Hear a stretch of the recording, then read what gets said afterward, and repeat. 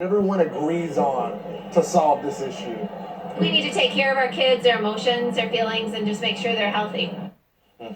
Joining me now to discuss active shooter instructor Alex Coker and New York Post columnist and author of the book Stolen Youth, Carol Markowitz.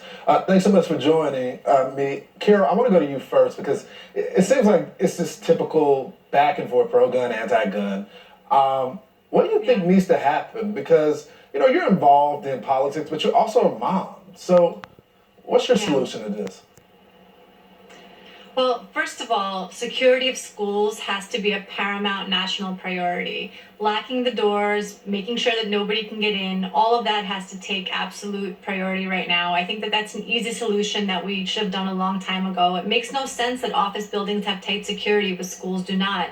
Second, there is no Band-Aid solution. There's no magic law that will stop these shootings. Anyone who says there is lying. Democrats had the presidency, the House, and the Senate until just recently, and they didn't take any action on that magic law they're now proposing.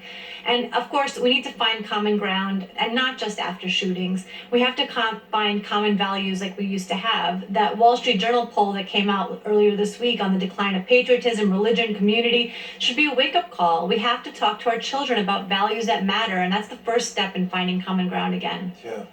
Alex, the law enforcement in Nashville did an incredible job responding to the threat. Direct to threat is what they did. They didn't barricade themselves. They charged in, even though gunfire was coming at them. From a security standpoint, what can we do better? There was no reserve officer there. There was not a resource officer there as well. Yes, Lawrence. From an active shooter, training standpoint, ADD, avoid and not offend. You try to avoid the shooter at all costs if possible. If you can't, you deny. And then the last resort is defend. And it can't just be one or two little heroes. It's everybody, la-di-da-di, everybody going in to attack that suspect, even if you're unarmed. No matter how many weapons he's got, if enough people jump on him or her, it will take out that threat. Yeah, you heard those officers on the scene continue to say on that body cam footage, let's go, let's go, let's go. Carol, one thing that annoys me about this is, we protect all of our jewelry stores, all our politicians, even our studios. We have good security there. Yeah. But we don't do the same thing for our kids. And I keep hearing money, money, money, money. Are their lives not worth more? Right. My dentist office has better security than most schools. That makes no sense. We absolutely have the money. Fire the diversity, equity, and inclusion officers that we've hired throughout the country and replace them with security guards. Look, the other thing is we always get into the conversation about whether teachers should carry or if somebody at the school should carry.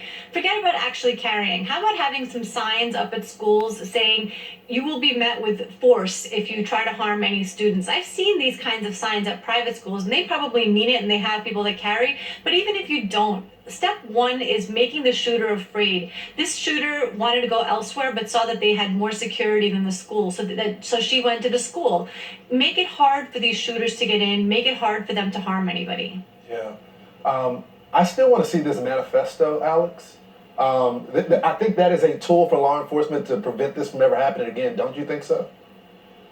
I do. I do want to put some points out to you, Lawrence. Number one, banning guns will only take those weapons away from law-abiding citizens who are trying to protect themselves from evil. I mean, supermax prisons have, no weapons allowed, but yet those weapons are snuck in. People are still stabbed and killed. Yeah. Lawrence, I've been training kids ages 14 to 18 years of age for the last 2 decades on how to shoot weapons and how to secure those weapons safely and shoot them. And those kids are now current cops, they're current soldiers, and they're serving our country. So you can't just ban the guns. We still need that pipeline. And to solve the problem, if you really want to know how to solve the problem, we need to put JROTC programs, not just in high school, but starting down in kindergarten and move them all the way up. You have a more disciplined society, a more organized society, and a better nation overall. Carol, Alex, thanks so much for joining the program. We got to do better for our kids. Thank you, Lawrence. So just as those Nashville residents were thinking about what